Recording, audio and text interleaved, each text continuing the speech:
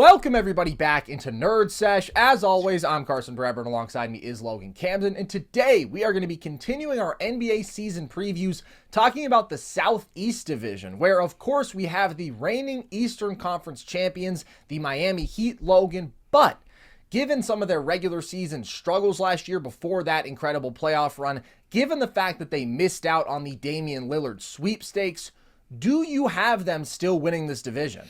I have them winning this division, but I have to be honest, Carson, it is very close with the Atlanta Hawks. I think it's going to be a lot closer of a race than people are anticipating, and it's due to a fundamental tenet that we've seen over the past couple of years, and something that you've hammered home repeatedly throughout our offseason previews over the past couple seasons. If you are not getting better in the NBA offseason, you are effectively getting worse. And not only did they miss out on Damian Lillard, the most prized possession of the offseason, but they also lose real tangible assets that were super valuable to their deep playoff run.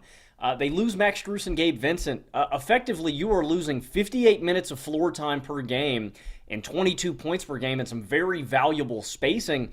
So I think that's really the key for Miami this season. How do they replace that those two really valuable pieces? Like, Strus and Vincent aren't the best two players in the world, right? But to what Miami does, you need elite shooting, you need elite floor spacing, and you need guys that try on the defensive end. Vincent, a great pick-and-roll ball handler. Strus, just a good floor spacer that can get hot. So I think it's going to really come down to what we get out of these young wings, Jaime Jaquez Jr. and Nikola Jovic, because they're going to have to step up and play really big roles in this rotation. Look, Miami is going to be good at a borderline, right? They're going to be great to a fault because they have two top 25 players. They have two top 10 defenders on the planet. They were 9th in defensive rating last year. Like, when you have Jimmy Butler and Bam Adebayo, there's just a minimum threshold that you're going to reach, which I think is 40 games. But that's not the goal. The goal is to get to the NBA Finals this year, and I just don't really think that's on the table. I don't really consider Miami to be a legitimate contender because of their losses this season. And again, we talked about Milwaukee addressing their biggest need. Miami had a very similar need, and that is half-court, dependable, easy offense. In the playoffs, it was Jimmy trying to get downhill and trying to create every single look for this team, and when he injured his ankle against the Knicks, he just couldn't take over as a scorer and dominate the way he was when he was fully healthy in the earlier series. Obviously, they get to the NBA Finals, but I just don't think that's on the table this year, Carson, unless, again, Triple J and Nikola Jovic are insane. I like Jaime Jaquez Jr. a lot more than I did in the pre-draft process. I think he's NBA ready as hell. I think he's super versatile offensively. I think they can use him as a ball handler, a roll man, a straight-up floor spacer. I think he can go serve some buckets on the low block. But I think the biggest key is, can he defend and can he rebound at a high level? And then Nikola Jovic, the same thing goes. He's can handle the ball a little bit, can be used as a roll man, but it's really imperative that he knocks down shots and he defends at a high level. But I just think that's a lot to ask, man. Strus and Vincent played well above their means, and you're going to ask those guys to play well above their means. You also look at this team, and they're aging, right? Kyle Lowry is still going to be dependent on to create shots for other guys. Kevin Love is going to be expected to play a massive role again this season, and they're getting older. Miami's bench has gotten worse. They're getting older, and they just don't have the requisite talent for me to bank on them. Now, I think they can be a better regular season team than last year. A lot of guys missed time. Lowry missed 37 games. Jimmy missed 18 games. Hero missed 15.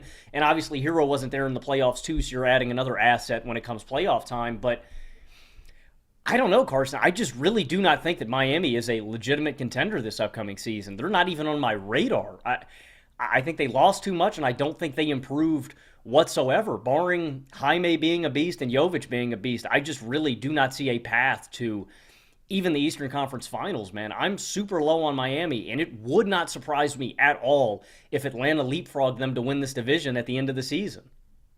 I also think that it's pretty darn close in terms of regular season prospects, and this was not a good regular season team last year. They were the 8th seed. They had to win that second play-in game to get in. They won 44 games. They were a really labored offense in the regular season, 25th in offensive rating. And so now you come from that place. You do lose Strus and Vincent, who were certainly both high-impact, important guys in that playoff run.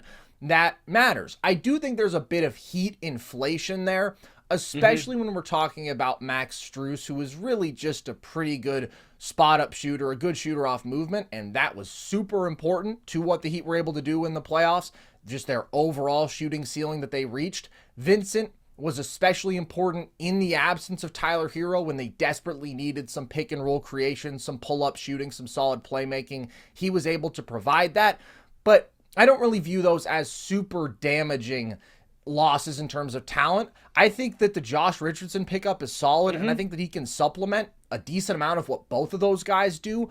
He brings some of that pick and roll ball handling. I think that he's got good feel there, good presence, coming off of a great mid-range shooting season where he was up around 47%, so he can get to those looks consistently. And then he does bring solid spot-up shooting.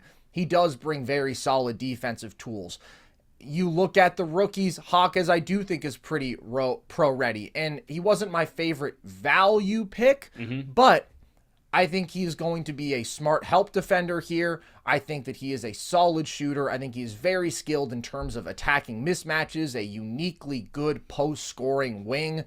I really wanted to see the Heat add more legitimately big athletes in the front court. They didn't quite do that, but he does at least add a bit of size here. So I think it's a solid ad. I think he's a good all-around basketball player. Not the highest ceiling guy to me. I want to see his perimeter shooting really translate and maybe even improve in the league. And again, I do think, although he has good instincts defensively, he's a bit limited there because of solid athleticism.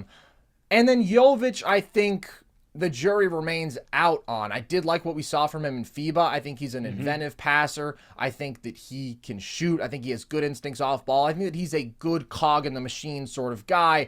We'll see how he can defend. We'll see how he can create space reliably off the dribble. So overall, when I look at that collection of wings, I think with the progression of a guy like Jovic, the introduction of Richardson and Hawkes, it should be similar. I don't see a real ceiling raiser here, but I don't see real reason to expect a drop-off. I do think maybe the shooting ceiling from this core is a little bit lower than what it was with Vincent and Strus, where Vincent could have these big pull-up shooting games. Strus could have these big catch and shooting games. And again, that was hugely important. The Heat were the best three-point shooting team in the playoffs last year. But my concern is more about the sustainability of that run in its entirety, which I just don't think holds up. To me, it was an outlier shooting run. I think it was very matchup specific, but I think that the Heat were super well coached. I think that Jimmy played out of his mind. Can he sustain that level again? It's a lot to ask. Can they shoot 45% plus from deep and make 15 plus threes a game in a couple series like they did against both the Celtics and the Bucks? That feels like a lot to ask. And fundamentally, the Eastern Conference is better. I think that the Knicks are better. Full season of Josh Hart in there, adding a guy like Dante DiVincenzo. I think that certainly the Bucks and Celtics are a whole lot better. And now your execution advantage, your shooting advantage, your best player outplaying their advantage, your coaching advantage, all those things have to go that much more in your favor because now you're trying to overcome even more overwhelmingly talented teams. It does feel to me like it's very, very unlikely that they could replicate last year's success.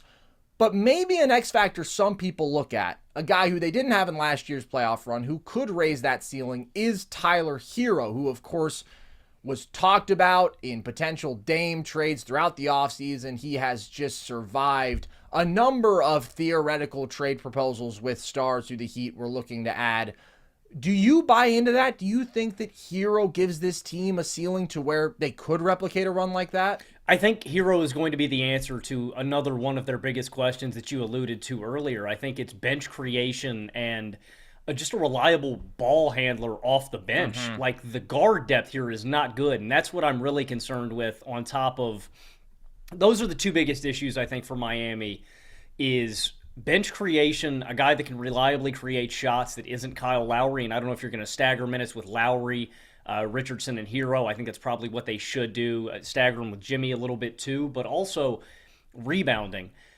I think Hero can help a little bit, but he's not a great ball handler. He's not a great creator out of pick and roll. You know, Hero's a guy who's looking for his own shots, you know what I mean? And I think the fundamental issue is going to be creating open looks for other teammates, and Hero can still be a little erratic in terms that it's like a Chris Middleton, right? Hero is not going to get downhill and get easy looks at the rim. He's a guy that is reliant, on tough shot making from the perimeter. Again, that's just not as easy, reliable offense. I think Hero can definitely help, right? I think he can do what Gabe Vincent did in the playoffs to a much higher level.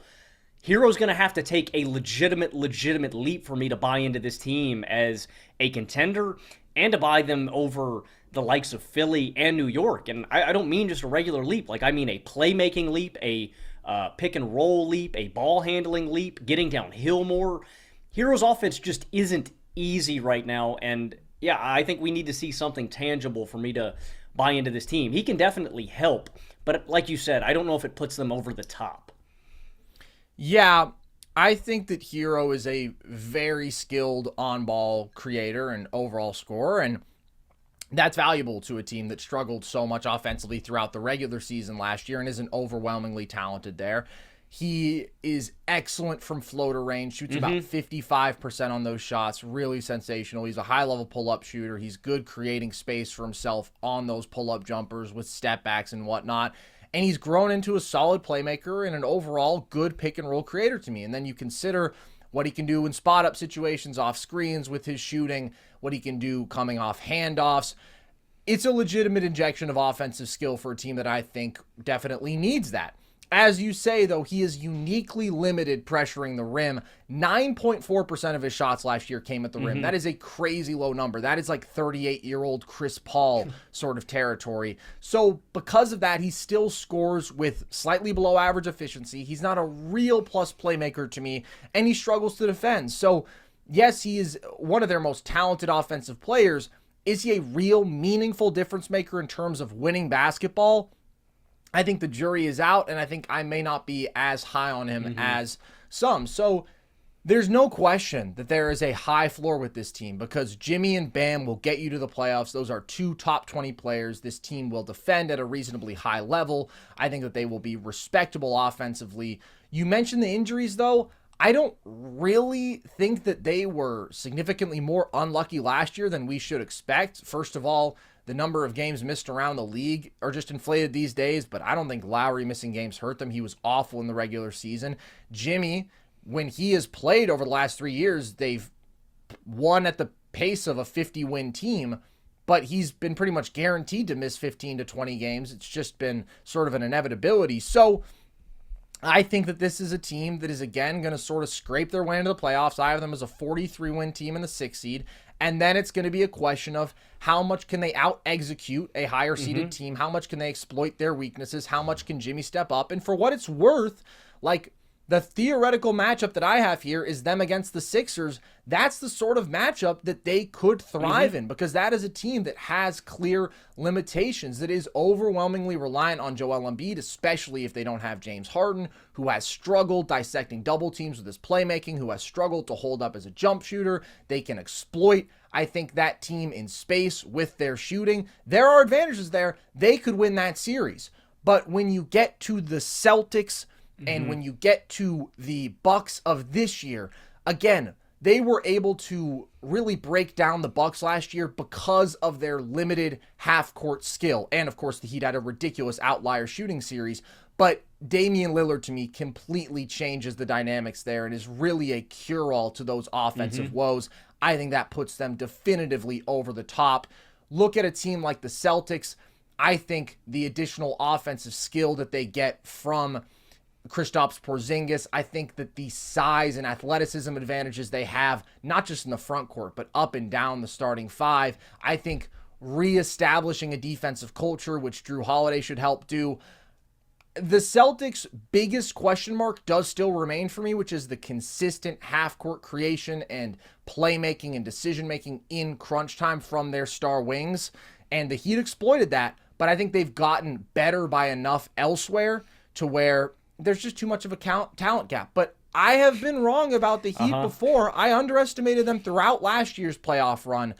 But it's like you said, they have stagnated, it feels like. And if you're not getting better when everybody else around you is, you're getting worse. I think it's too much to overcome and to replicate. And again, that pure shooting ceiling, dude. Like, yeah, the Heat are a good shooting team, but they're just not that level, and that was so important for the variance. That just really made the upsets that much more feasible. So, we both still have them winning the division, but not so confident in a finals run. In fact, I would be absolutely shocked if they made a finals run again this year.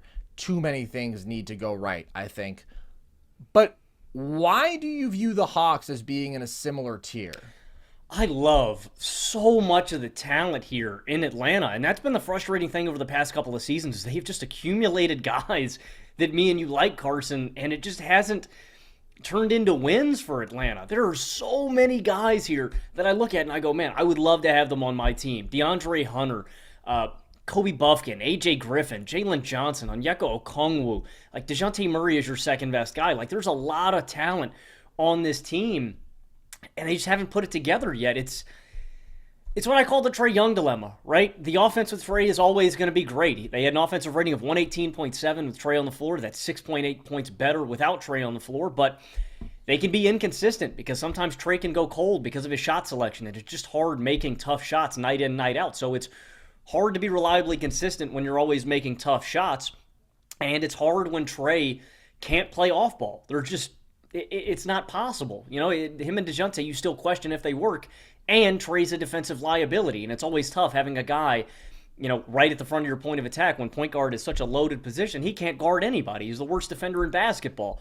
So it's hard, but there's so many young, talented guys here that I expect to either take a leap or really valuably contribute to this team immediately. One of our favorite guys, Carson, Onyeka Okongwu, is back, backing up Clint Capella. I expect him to get a ton of burn this season.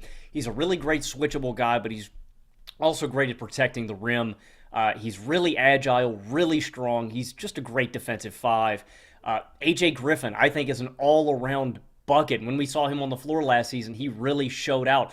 He's such a great instinctual offensive player. He reads the floor. He's great at backdoor cutting, and he's a knockdown shooter. He was 68th percentile as a spot-up shooter last season and scorer. He was 77th percentile as a cutter. There's just guys that get it. There's so many instances on offense where you see AJ kick it to the wing and cut, no matter who's on him, right? Little stuff like that, man. Just passing and cutting, it opens up everything on offense. It opens up easy offense for him. Jalen Johnson, I've liked for a while. Now, he's probably the lowest out of the young guys on this list. That I probably like Jalen Johnson the least, but there's still a lot to like with him. He's a great athlete. He's a good rebounder. He can handle a little bit. He can push in transition. Another guy that I like a lot, though, is Kobe Buffkin, and I think AJ and Kobe are going to get buckets off the bench this season. He's a slithery, smooth operator in the lane. He's a crafty bucket. I read out a lot of these numbers when we were going over the pre-draft process. He shot his at-rim attempts at 72%. He shot long twos at 49%. He's a 64 percentile spot-up shooter, a 66 percentile player off-ball screens. He was 88th percentile out of DHOs. I comped him to a smarter lefty Jordan Poole or a bigger Bones Highland. Like, there's just so much requisite talent here. And you look at the starting lineup, too. You got Bogdan, you got DeAndre Hunter, you got Clint Capella. There's just so much freaking talent here that I can't imagine this team doesn't win less than, 44 games. For reference, I have the Heat at 46-36. I have Atlanta at 45-37. The things that I think hold this team back is, general continuity, the fits around here, but there's just so much talent that I have to bank on this team being good. And in a regular season context, I wholeheartedly believe that Atlanta could be better than Miami. Miami seems to always step it up in the playoffs. I think Atlanta definitely could be a better regular season team. And if any of these young guys take a leap, if we see a tangible leap from Griffin, if we see Kobe immediately come in here and ball out, Okongwu, Jalen Johnson, I think it takes this team up another notch, man. Again, I don't think it's a perfect fit. I don't think this team's going to be great defensively, but there's a ton of talent here that I really like, and I'm banking on that talent to perform. So, yeah, I've got Atlanta one win behind Miami at 45-37. I also have them one win behind Miami, but for me, that's at just 42 wins. I have them as my 7 seed, and I think that the most noticeable change is going to be on the offensive side of the ball with Quinn Snyder here, a full season at the helm, and with improved spacing, getting rid of John Collins, who had just a brutal shooting season last year, and starting Saddiq Bey at the 4. I still don't think it's a particularly good spacing situation because of DeJounte's limitations and because obviously Clint Capella is a complete non-shooter, but it's an improvement. And I understand people ragging on Trae, and I have serious issues with Trae. I think that his stylistic rigidity is a problem. I think he is an abysmal defender. I think that at times he can be too far dialed in the direction of shooting first when his playmaking is his greatest asset, and he can get into those stretches where he's taking really tough pull-up jumpers and shooting 30 times in a playoff game, and it can be a bit painful and to the detriment of the team. However, I think he has become underrated and overcriticized, and I think what he did with the offensive core around him last year was really, really impressive. To lead the number 7 offense in basketball while they were 26th in threes made, 21st in three-point percentage, I think DeJounte Murray is a really bad fit here, and we've talked about this before. I've wanted Atlanta to add a legitimate on-ball creator, a secondary ball handler, so that we can see what Trae is capable of off-ball. But DeJounte is just not the guy because DeJounte is not a good off-ball player. He's not a good floor spacer. And so he just ends up hurting the offense because Trae alone dictating things with great play finishers around the rim and great floor spacers would be so much better than when you take the ball out of his hands for a guy like DeJounte. And in fact, the offense was 5.5 points worse per 100 possessions with DeJounte on the floor last year. I think that that was a real misstep, making him the guy that they wanted to go out and get. But you just can't bottom out when you have Trae Young because he is going to make you a damn good offense. I mean, 2 years ago, we saw him lift that cast to the number 2 offense in basketball with pretty much just good shooters and lob threats around him. No sort of creation. He is that incredible at controlling the game out of pick and roll, manufacturing lob opportunities, and overall looks around the rim for his teammates, demanding help so that he can create for shooters. And of course, he's unbelievable from floater range. He eats up free throw attempts. He had a down shooting season last year, but overall one of the more dangerous pull-up jump shooters in basketball. So it's going to be a really good offense. I also think it's going to be a really bad defense, though, because Saddiq coming in, again, he is going to improve the spacing situation, but at the 4, he's undersized. He's not a great athlete. He's not a good rebounder. You're not getting any secondary rim protection there from him. John Collins was not a good defender, but he brought more of that size and athleticism and whatnot. And then you do have a major liability at the point of attack in Trae. I just think this is a small, generally not super athletic team that has never had a good defensive culture, with the exception of that one Eastern Conference Finals run when they really committed. But this was the number 22 defense last year. I don't see any reason it would improve, and they are saved to the point where they are not like towards the absolute bottom of the league by the play of their centers defensively, where Capella is still a very high-level rim protector and a monstrous defensive rebounder. But I prefer Onyeka at this point, and honestly, I would like to see him start this year. I think that he has clearly more offensive skill. You see the flashes. He shot 49% on hooks, has a legitimate little move he can go to there, 44% on jumpers. He's got a decent floater. He's got softer hands. Capella is just so limited in terms of his offensive skill. And yeah, it's great to have a good, big, athletic lob threat for Trae. You need that. But I think Onyeka can still do that while bringing more respectable offensive skill. And then defensively, Capella is a slightly better pure rim protector, and he's definitely a better defensive rebounder. But Onyeka's still good there, legitimately good, and he's more switchable. And he's just a higher priority to me organizationally. See what you got. This is definitely a big prove-it year for him. So I do buy into him. And they already had a pretty even minute split last year, but I want to see even more Onyeka. So there is talent here. Like you say, I really like AJ Griffin. I like him as a spot-up shooter. We've seen him able to get himself a bucket. I think he's got solid feel out of pick and roll. He's a little bit crafty there. I like Kobe Buffkin. That's a versatile shot creator. I don't know that those guys really changed the ceiling here for me. So it feels like the same formula as the last couple years, just a slightly different presentation. I think it's going to be a little bit prettier offensively because of better spacing, but it should be a very good offense. Still probably not top 3 to 5 to me. I don't know that there's enough overall offensive skill here, and a well below average but not awful defense, probably somewhere between 20th to 25th. So they feel stuck in place. I think this is, despite a couple of the changes, a really similar outlook. The NFL season is going strong, and DraftKings Sportsbook is hooking new customers up with an offer that's even stronger. Bet $5 on any game this week to score $200 instantly in bonus bets. And DraftKings isn't stopping there. All customers can take advantage of a sweetener offer every game day this October. Get in on the game day greatness. Download the DraftKings Sportsbook app now and use code NERDS. New customers can score $200 instantly in bonus bets when you bet $5 on the NFL. That's code NERDS only on DraftKings Sportsbook, an official sports betting partner of the NFL. The crown is yours. I want to get a gauge of where you rank Trae Young with his liabilities among other point guards in the league today. Would you rather have Trae or Ja? I would rather have Trae because I think that he is a significantly better pure offensive engine. I think that his pull-up shooting advantages are real. Even though he's inconsistent, he's not as great as maybe advertised all the time. But then, to me, it's really the playmaking edge. I just think he controls the game better. Trae or Halliburton?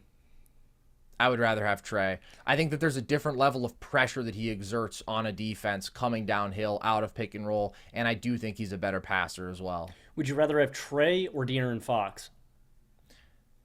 Wow. Well, we had this debate when we were doing our top 10 young guys to build around.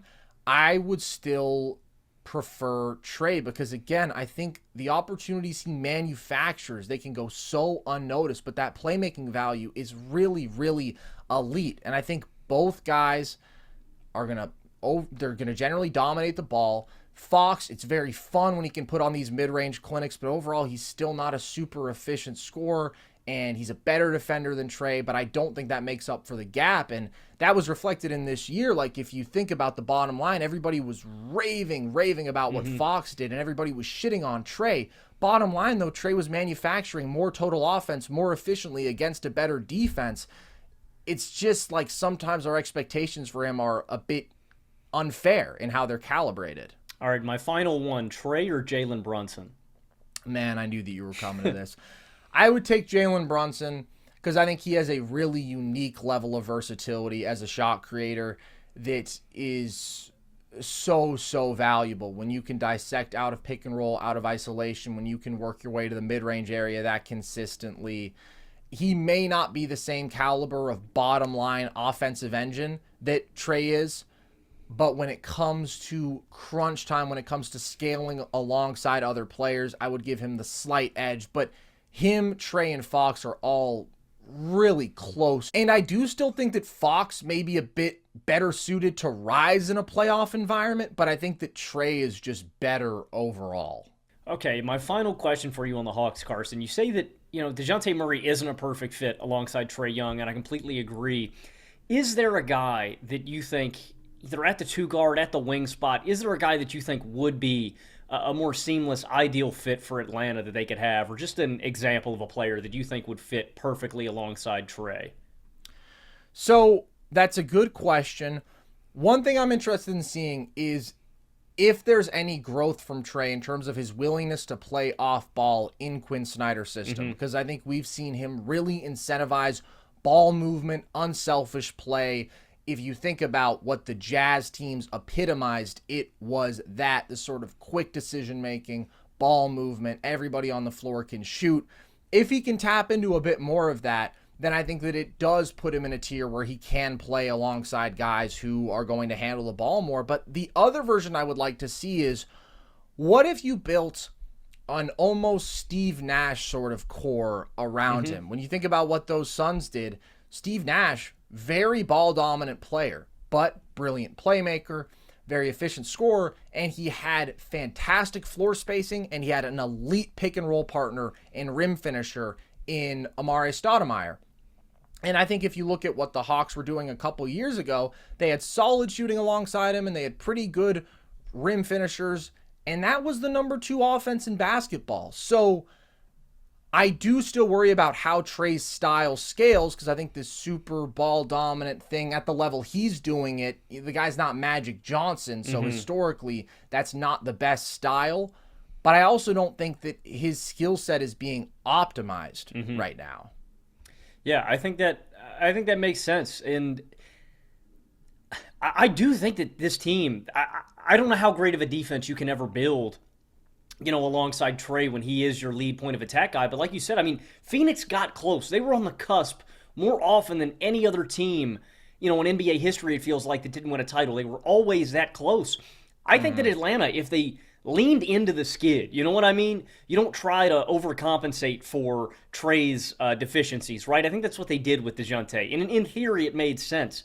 But if you leaned all the way in and just went full offense, I think you can make a deep playoff run. I do think that, like you said, guys with high usage ratings in the playoffs, it's just proven that it's not going to scale well to the playoffs. They still do need a secondary ball handler. But if they leaned all the way in on offense, I think it could work, and I think you could make a deep playoff run. And if we were just going to say, all right, ideal, do it in a lab, this isn't necessarily feasible. But I think a really great star complement for him would be somebody like a Paul George, who is a really good off-ball player, who brings that shooting value, who can pick up some slack defensively, but who is also a legitimate bucket getter and a guy who can kill you out of pick and roll, who can handle the ball at a high level, who's a good playmaker.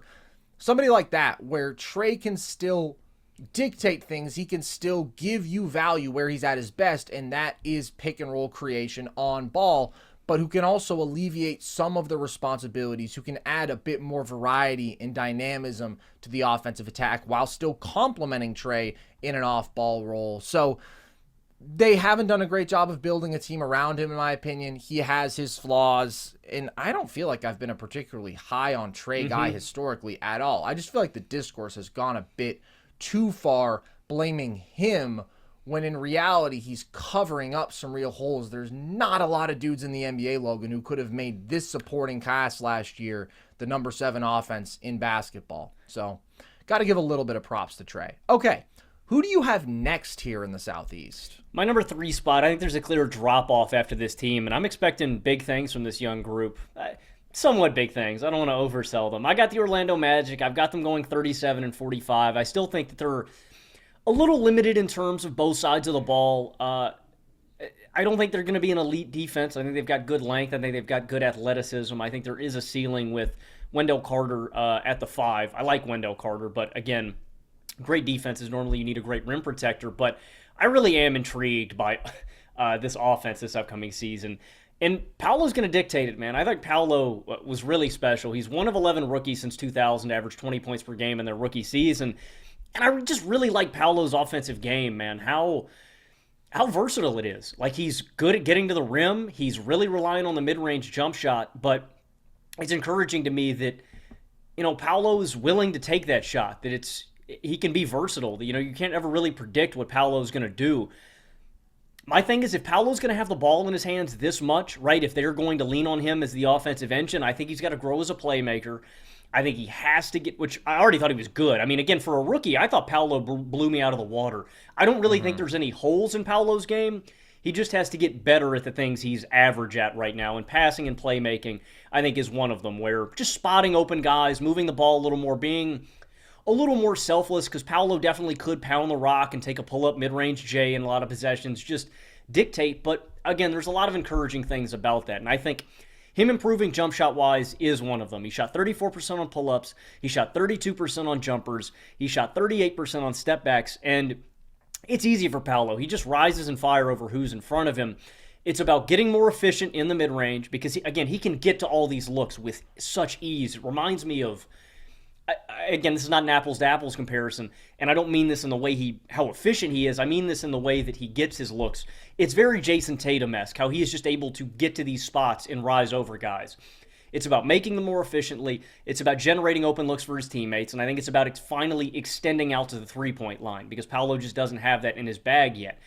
Because there are good guards here. I like Anthony Black. I like Markelle Fultz. I like Cole Anthony. But again, Paolo is going to be your primary ball handler. And really, if Orlando's going to be a playoff team this year, it is about Paolo being a great offensive engine. I just don't know if we can expect that overwhelmingly, but Paolo's really well-rounded, and I think is going to be a great scorer one day. I mean, again, crazy numbers for a rookie, what he did last season.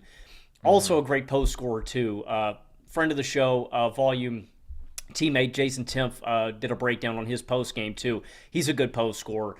I think primarily what we get out of Orlando, the ceiling is really going to be dictated by how much of a leap Paolo takes. If Paolo, is great this season, if he takes a massive leap, I think Orlando could be a playoff team next year. And I do like a lot of the requisite talent around here. Franz Wagner back is just really well-rounded, a good defender, a good shooter, a good playmaker, and supplementary ball handler. Franz Wagner's like the perfect complementary wing in a lab, and that's changed for 2 years because I did not like Franz Wagner at all coming out of the draft. He was one of my least favorite prospects, but Wagner is a beast. But I really just think it comes down to Paolo, man. There's a lot of talent I like here. Anthony Black. I think Jet Howard's going to be a cool spot-up option. I really think it's going to be how good can this team defend next season and how much of a leap can Paolo take on the offensive end. But for a young team, what I think is really encouraging is effort was not an issue for Orlando last season. They played hard. They tried. They were going out there to win basketball games. And for a lot of young teams, that's hard to do. Like, take a look at the Hornets. I mean, I know LaMelo Ball wasn't out there, but young rosters like that, it's hard to get them to compete and really try and go out there and win. For teams like Orlando, for teams like Oklahoma City, it's really encouraging that wasn't an issue. So I've got them at 37 wins, but like I said, if Paolo takes a massive tangible leap, I think that Orlando could be a 40-win team and potentially a playoff team. That's obviously in the best case scenario. So I'm going to split in the middle here, and I'm going to go 37 and 45. But Orlando is going to be so much fun to watch next season. I think I'm a little bit higher on the Magic than you are. I have them winning 40 games as my 9 seed, so just narrowly missing out on the conventional playoffs. They'll be in the play-in against another young team that I think I'm high on this year, the Pacers, who I have in that 8th spot. And I think if Jonathan Isaac stays healthy, they will be better than this. So I do think that there's a higher ceiling than maybe you do. Betting on the guy who's averaged under 25 games per season in his career to be healthy doesn't seem smart to me. The reports are that he looks the best he ever has. He's the healthiest he's ever been. That's awesome. I really hope it's true because he is a game-breaking defensive player, like just a monumentally great defensive playmaker, super versatile, elite secondary rim protection. And he would reshape their interior defense, which is really the issue. Wendell Carter Jr. just not being a great rim protector and them not really having good depth in terms of defensive bigs. If he were healthy and having that level of defensive impact we're used to from him, I think this could be a 45-win team. I think they could win this division. I think they could make somebody really uncomfortable in the playoffs because that would be a really big athletic team that could defend at an impressive level for how young their core is. But again, I just don't really buy it. These things do happen. Markelle Fultz with the Magic is a good example of the dude who could never stay healthy, but he was mostly healthy last year. It just doesn't seem likely to me. But I really, really love what they are building in Orlando. They're still one of the handful of youngest teams in the NBA. But I do think for a young team, even if Isaac is not consistently on the floor, they should defend relatively well because I think that Franz is already a legit plus there. Really good, versatile point of attack defender. Fultz is good at the point of attack. And I loved what we saw from Paolo defensively in FIBA. And I think that if he commits to that end of the floor like he did there, then this is a really athletic guy who has some secondary rim protecting potential himself, who can defend multiple positions. I still think, though, given how young they are, given that this was a weak interior defense last year, they allowed the 5th highest opponent field goal percentage at the rim. I don't like the bench defensively, so I think we should expect them to be around average on that end of the floor. And then offensively, I think that that's also the range that they will be in. Paolo is supremely talented, but is he ready to be a good number one on a good offensive team where I don't love the spacing? And coming from where he was last year, you saw the overwhelming athleticism, the ability to pressure the rim at a pretty special level, the ability to bully dudes and attack mismatches out of the post. And you saw some really nice flashes of playmaking out of double teams off post-ups, out of pick and roll. You saw some nice fluid shot creation off the dribble and pull-up jump shooting. But the playmaking was a bit inconsistent. the jump shooting was very inconsistent. And so overall, you have a pretty inefficient offensive number one, true shooting about 5% below league average, which is what you should expect from a rookie. And I think he'll be better in year 2. I just don't know that he's going to be, again, at that, carrying a good NBA offense level. But there is other talent here. I absolutely love Franz Wagner. He's a transition monster. He's good as a spot-up shooter, a smart cutter off ball, and really good feel out of pick and roll. Awesome playmaker there, a good finisher, just a very crafty, good all-around basketball player. And I like Markelle Fultz a lot out of pick and roll. I think that he is really good from floater range. I think he is still a good athlete. I think he is an unselfish playmaker. Where I worry about him is how he fits into the scope of this offense off ball. I worry about his shooting value. He's found the mid-range, but he still doesn't have the spot-up three-point shooting value. And that's a concern for this entire team. They were 25th in threes made last year. They were 24th in three-point percentage. Fultz is a question mark, to say the least. In fact, I just think he's really a non-shooter off ball. Paolo was an inefficient jump shooter last year. Wendell Carter Jr. is a solid stretch big, but it's not like overwhelmingly his preference to be spacing the floor at all times. So I worry about the shooting here, and I do want to see Paolo and Franz get significant time with the ball in their hands. That just makes Fultz less valuable to me. If Isaac does play, he's another question mark in terms of shooting. So I think they'll take a legit step forward because the young guys will progress. Hopefully you get a full season of Fultz. I don't know if you can count on that. But again, with the youth, with the spacing questions, going from 26th in offensive rating last year to legitimately above average, that feels like a lot to ask. But I think they can get into that average range. And then I do think it's a fun bench. Like, you got real shot creation with Cole Anthony and Anthony Black out there. You do have some high-level shooting on the wings with Jet Howard. They bring in Joe Ingles. I really like Anthony Black long-term. I think his playmaking at his size is awesome. I think that as a two-way guy, I really like what he should bring to the table. But right now, another dude where the shot is a real question mark. I just wouldn't expect him to be super efficient and refined and a big difference maker off the bench as a rookie. And Howard, you and I both didn't love that pick at number 11. I think that he's going to struggle to defend at the next level. I think that he's certainly not a plus athlete, but he's got some wiggle to him. He's got some shot creation. He handles the ball well for his size. He's shown some playmaking, and he's a really good pure shooter. So he will bring more offensive skill here, which I think long-term Orlando would love to have because they have their foundation in the front court. I absolutely love Franz and Paolo. That, to me, will be one of the best forward tandems in the league for a long time, if not the best. I think those are both all-stars down the line. Stamp it, book it, top 25 sort of players. And so now they're just trying to figure out building around them. And I think that the backcourt is where you look. They've taken a couple guys with potential there. It's a team that is very, very much trending in the right direction, but they still don't have that avenue to being really good on either side of the floor. They don't have that sort of automatic offensive engine out of pick and roll, the guy who can elevate everybody around him. And that's another reason that I'm not sure this is going to be a huge efficiency leap for Paolo, because he doesn't have that sort of dude spoon feeding him looks around the rim, maybe empowering him to do some more of that big man stuff as a finisher out of pick and roll and whatnot. And then defensively, they're lacking the real high-end anchors. So because of that, I think that they're a play-in team, but I would be disappointed if they're not in the play-in. I think as young as they are still too talented, and they have to be there. Where do you have them in terms of seeding?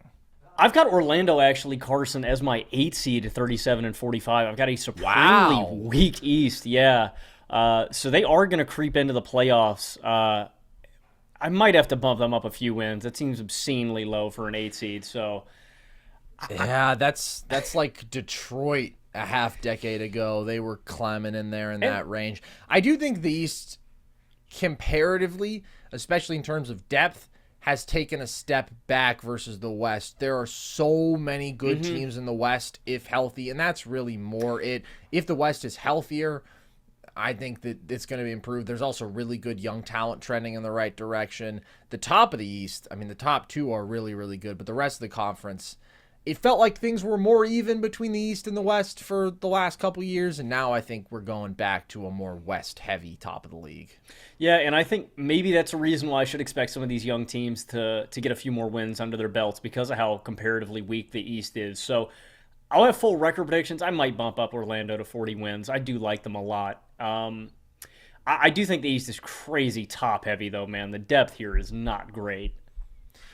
With the busy fall season here, you might be looking for wholesome, convenient meals for jam-packed days. Well, Factor, America's #1 ready-to-eat meal kit, can help you fuel up fast with chef-prepared, dietitian-approved, ready-to-eat meals delivered straight to your door. You'll save time, eat well, and stay on track with your healthy lifestyle. When you are too busy, when you reach the end of the day and you've been working, maybe you've gone to the gym, and the last thing you want to do is cook up some 5-star meal all yourself from scratch, Factor is a perfect option. You get the nutrition, you get the taste without having to put in all that work. They have an awesome wide variety of selections. They've got lunch options, they've got, of course, dinners, and they've got some fun breakfast options. And you're making a sustainable choice when you support Factor. They offset 100% of their delivery emissions and source 100% renewable electricity for their production sites and offices. So if you are interested, head to factormeals.com/nerd50 and use code nerd50 to get 50% off. That's code nerd50 at factormeals.com/nerd50 to get 50% off. Well, one team that is hoping to maybe separate themselves from the dregs of this conference in that lowly depth is the Charlotte Hornets, who we have to start this out by acknowledging, Logan, that Kai Jones will no longer be a Hornet. He has requested a trade. I don't know if you saw this. I believe he added the hashtag GOAT Life. GOAT Life, man. He really thinks he's the best to ever do it, and I loved Kai Jones as a prospect. I didn't know that he was an insane person, but boy, did he have some tools. So with that in mind, no Kai Jones for the Hornets. What do you expect from them? We need to examine the water supply in Charlotte, I think, first and foremost, after what has happened these past couple seasons. You got Trez, he had, the 3 pounds of vacuum seal in his car. You got James Bouknight passing out with a gun in his lap. And Kai Jones has gone crazy off the Yerkes, man. So Charlotte is in a really weird place, man. I think they've got a lot of talent, especially at the top end in LaMelo Ball and Brandon Miller. I think that's going to be an awesome tandem to watch next season. It's going to be interesting. I know a lot of people talked about this during the draft after they drafted Brandon Miller about both of them pressuring the rim. LaMelo was the second worst at-rim finisher last season, minimum 150 attempts, shot 54% at the rim, second to only Lou Dort. But he misses 46 games last year. I think it's going to be interesting to see how he looks returning after fracturing his ankle. I still really like LaMelo as a #1, as a lead playmaker. Just as a tall guy, great feel for the game, great pick-and-roll ball handler, good rebounder, solid scorer. If LaMelo takes a scoring leap, then he really is a complete package offensively. He's such a good playmaker, man. And I think, like I said, I think it's going to be a lot of fun watching him and Brandon work together, too, because I think LaMelo can complement Brandon Miller off-ball as well, the same way that Brandon Miller is going to help LaMelo off-ball. He's a flamethrower. He can shoot with range. He's an insane athlete. I think you can use him in a ton of different actions with his size, too. He's 6'9". You can use him, rolling to the basket as a ball handler, as a straight-up floor spacer. I just think you have a lot of versatility with these two guys. But that's kind of the only encouraging thing about this team, man. They're 20th in defensive rating. I don't think this is going to be a great defense. I think Mark Williams can help this team anchoring the 5 spot if he starts the entire year. I think he's going to be a really good rim protector. 7 foot, 240 pounds, huge wingspan. I loved him out of the draft. Miles Bridges is apparently going to come back this season too, Carson. I don't know how much that changes the outlook for me. I mean, he's an uber-talented player. He's a great at-rim finisher, decent ball handler too. He's pretty versatile too. Yeah. But I still don't think it's going to be a great defense. This bench is cool, not great. Again, I think defense is my primary issue with this team. They're going to be a lot of fun at the top. There's guys I like here: LaMelo, Brandon Miller, Nick Smith Jr., James Bouknight, Terry Rozier, some nice buckets off the bench. But I don't think this defense is going to be great. I think this is really just how much does LaMelo and Brandon Miller show us, and what else can we put around them moving forward? You have your 2 building blocks for the future at your 1 and 2 spots. What can you put around them to make their winners? And I think Mark Williams could be the center of the future for this team too, but we're going to need to see it this year. So they've got cool building blocks, but this team is far from contention.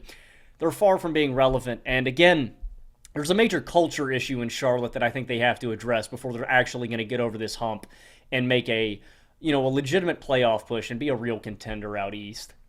Yeah, no matter what, they're going to be better than last year because they had no LaMelo for half the year. They obviously didn't have Miles Bridges. Gordon Hayward missed over 30 games. They still won 27 in those circumstances. I don't think, though, that they are going to bounce back to 2022 levels when they managed to win 43 games. And I think that the biggest strength of that team was their perimeter shooting. They were an elite three-point shooting team last year. They were one of the worst in basketball. I think things probably fall somewhere in the middle this year. But this is a big prove-it year for LaMelo. That is the storyline that stands out to me as well, because there are legitimate questions about how he projects as a number one on a team that actually wants to win meaningful basketball games. You mentioned how much he struggles to get to the rim and to finish there. His shot diet is so reliant on floaters, where he's got really good touch, but it's just not inherently efficient offense. He doesn't get anything easy at the line either. And he takes some obscenely difficult pull-up jump shooters where he's still efficient as a pull-up shooter. It's just tough. He also is pretty turnover prone because he takes a lot of risks as a passer, which I think for the most part is a good thing. He creates some opportunities that aren't there, but also sometimes it's ill-advised and it can be a bit costly. So when you include passes out of pick and roll, LaMelo creates with average efficiency there. That's what he did last year, which is disappointing because pick and roll has to be the foundation of his game. I do still think he's really talented. I think he's a special pure shooter. The fact that he is still efficient with the degree of difficulty is a reflection of that. Incredible range. I mean, he shoots more one-legged pull-ups than anybody, which isn't necessary, but it's cool. It shows that he's a hell of a shooter. And he is still extremely creative as a passer. He's got the ball on a string, such a skilled ball handler. I love his feel. But he's got to make things easier. Mm-hmm. He's got to make things more efficient. He's not playing in an optimized offensive situation. I do wonder if a full season of Mark Williams can unlock some stuff, just because Williams isn't the best vertical athlete, but he's definitely better than Plum Dog Millionaire. And I've always felt LaMelo's a good lob thrower. You want to see him with a Clint Capella-like athlete, the kind of guy who Trae is able to just feed those opportunities all day when you're coming downhill out of pick and roll and it's either the lob or the floater conundrum.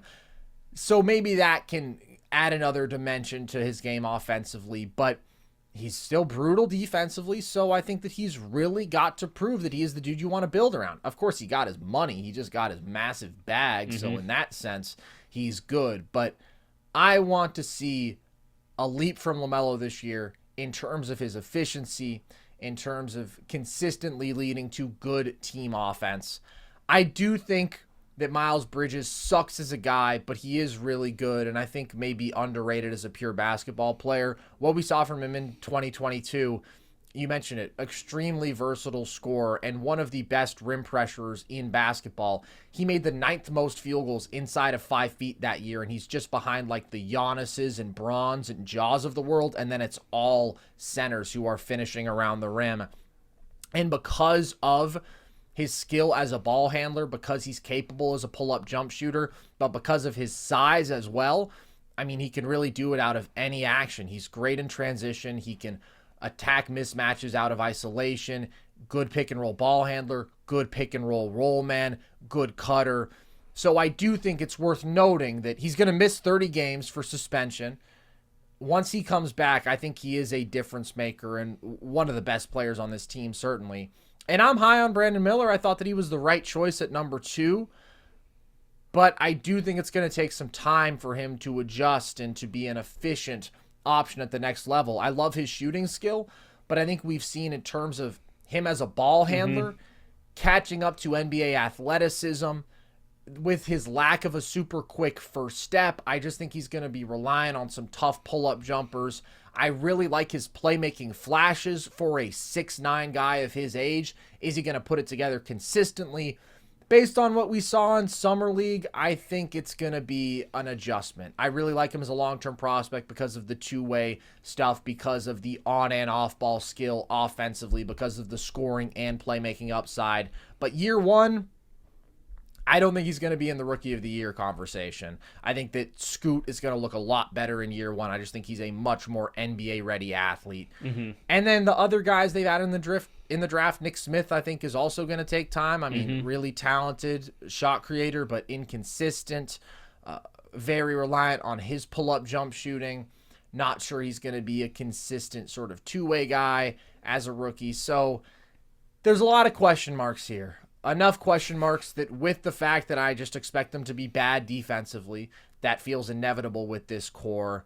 There's a pretty low ceiling here. I do like Amari Bailey as a guy who can actually defend as a rookie, but it's just not a meaningful difference maker to me. I see a pretty average offense. I do think LaMelo and Bridges being back in a bounce-back shooting season, partly just because, I mean, last year they had such brutal shot quality, right? You have Rozier and Oubre having to create so much for themselves. That's tough. That they should be solid there, but I think it's a bad defense. And they have not done a good job of building this roster in recent years, man. Kai Jones was a miss. Book Knight looks like a miss. I think that they should be disappointed that this is how their outlook is going into year 4 with LaMelo, and there are questions about if LaMelo is really the guy still. Do you know any reason why they wouldn't be giving these young guys burn, man? Because to me, you throw in the towel last year, I mean, I would have ran Book Knight and Kai Jones and those guys a ton of time, and I think Kai's frustrations... They're not good.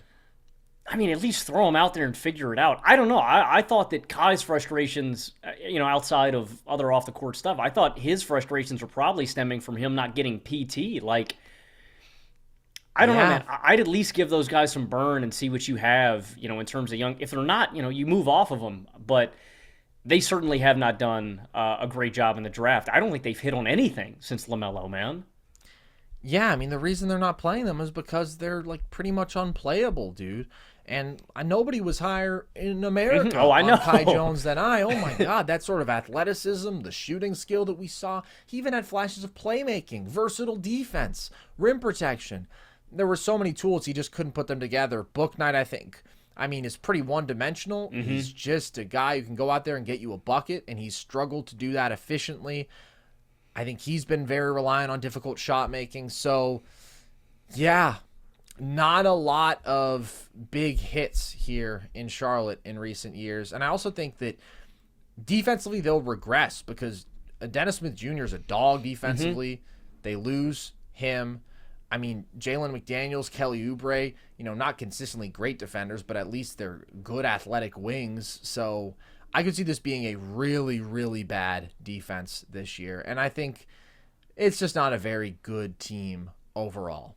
But it's about seeing what you have with LaMelo and Brandon Miller, those building blocks. And I do still have some optimism there. All right. Let's talk about the Washington Wizards, Logan. But let's not take too long because who cares? They suck.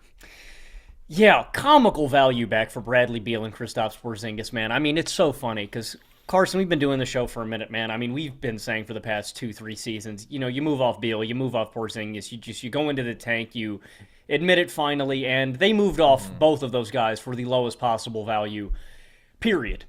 For Beal and Porzingis, they got back Jordan Poole, Patrick Baldwin Jr., Landry Shamet, Tyus Jones, Danilo Gallinari, Mike Muscala, 4 first-round pick swaps, and a 2030 first-round pick that's top 20 protected. Essentially, I mean, the Wizards are going to be worse than all of the teams they swapped with, so, you're basically just keeping your first-round pick, and then you get one pick that's top 20 protected. So you're probably not going to get that one. You'll get the next pick in 2031. But they got 9 future second-round picks, Carson. That's huge. Let's go! 9 future second-round picks. The Wizards completely baffled their rebuild, I think, by not moving off of those guys earlier. So shout out to them. You got Johnny Davis coming off the bench this year, baby, getting some minutes. My top 5 prospect, Johnny Davis. Ooh. Yeah. The Wizards aren't going to be good, man. I think it's funny. Bilal Coulibaly is rumored to be in the G League. I think that's awesome when you spend a top 10 pick on a guy to not play him immediately. Smooth move, Washington.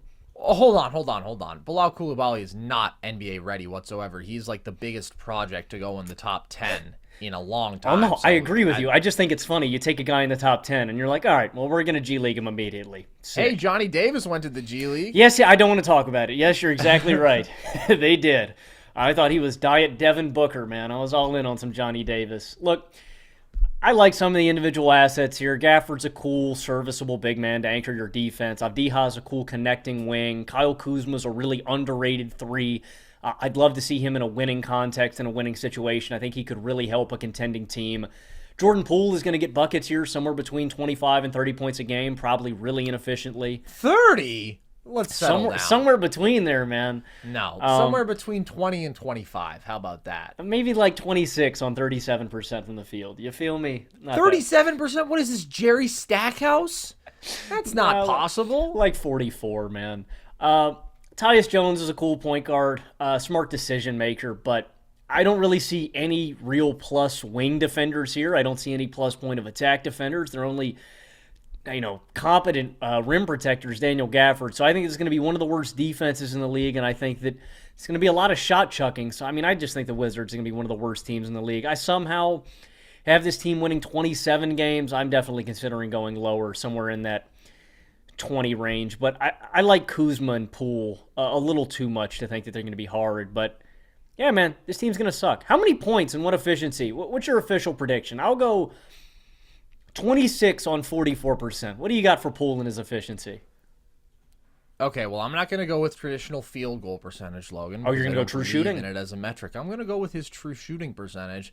I will say 23 a night on 54% true shooting. I think he's going to take a hit. Even though I think he should have a better jump shooting season than last year, I still think the shot difficulty at the volume that he's going to take them is going to eliminate the opportunity for him to be efficient. So I'm lower on you than the Wizards, Logan. For what it's worth, I had the Hornets at 30 wins and my 13 seed. And I had to adjust some win totals overall, so we'll post a final graphic with all of our predictions and whatnot. But I was giving out a couple too many wins in the East when I really thought about how much better the West is. And I'm not going to be giving any generous win totals to the Wizards, Logan, because I have them winning 17 games as my 15 seed. And yeah, this is pessimistic. Maybe they're too talented for this.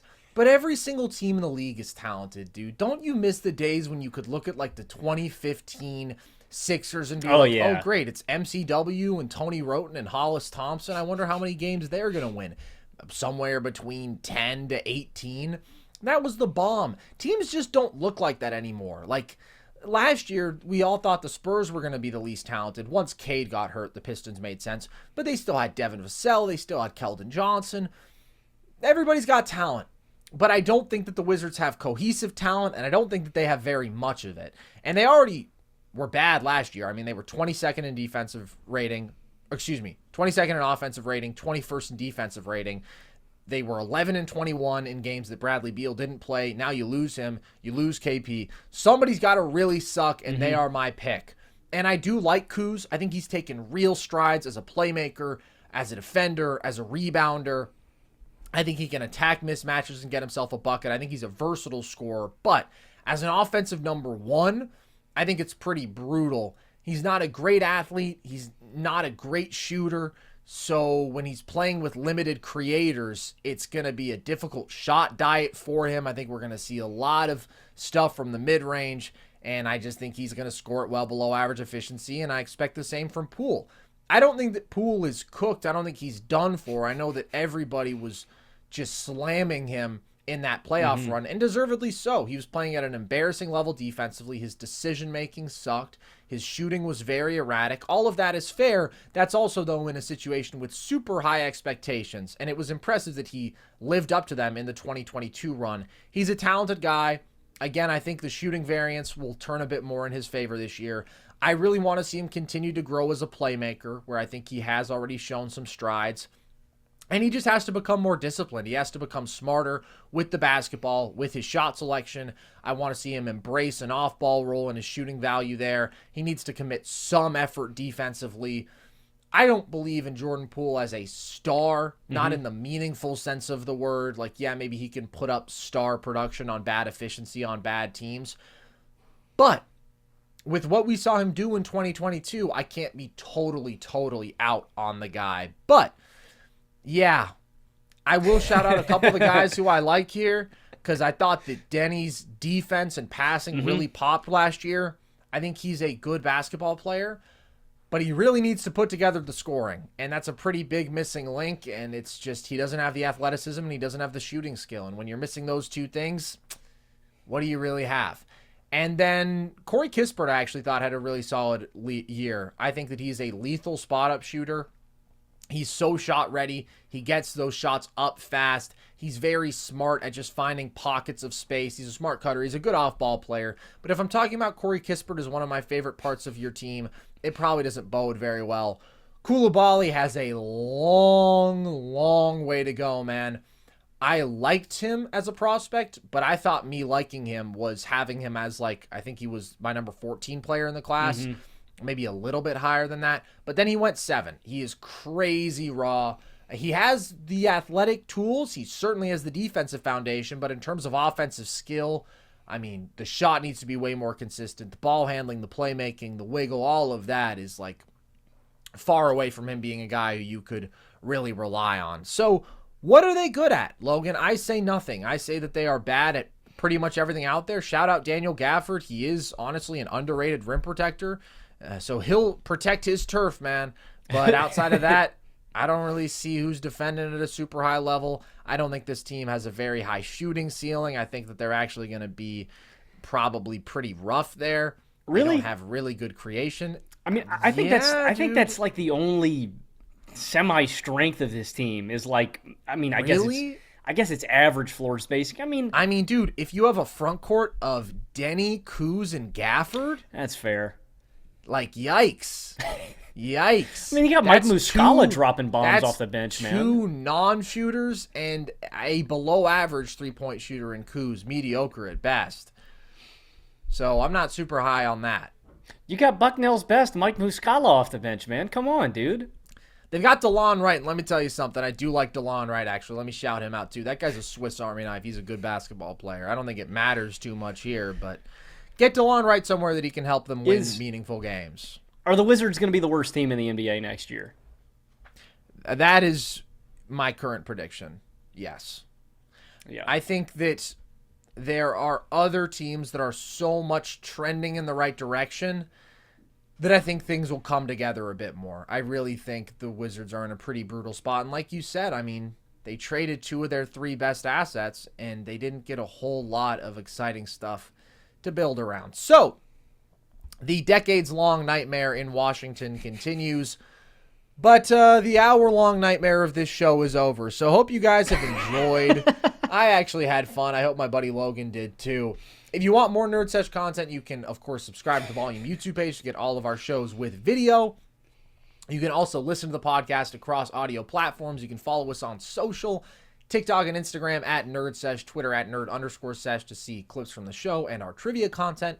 You can join our Discord. That is at the link tree across our social media bios to talk basketball, football, become part of our community. And you can check out Nerd Sesh merch also at our link tree and at thevolume.com. We've got hats. Logan's wearing it. Got the flags behind us. We've got shirts. We've got hoodies. So check all that out as well. And with that, as always, appreciate you guys. I've been Carson Breber. I've been Logan Camden. And this was Nerd Sesh.